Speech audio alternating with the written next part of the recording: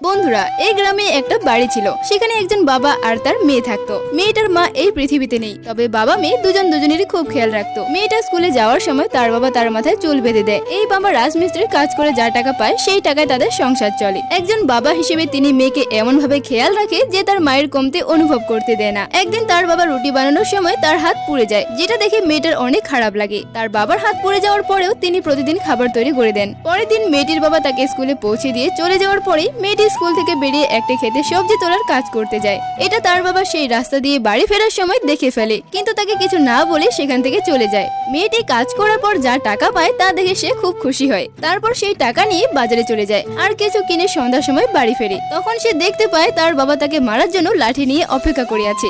এরপর মেয়েটি মার খাওয়ার জন্য তার হাত যখন এগিয়ে দেয়, তখন তার বাবা দেখে মেয়েটি তার জন্য চিমটা কিনে এনেছে, যাতে তার বাবার হাত আবার না পুড়ে যায়। যেটা দেখে তার বাবার হাত থেকে লাঠিটা পড়ে যায়।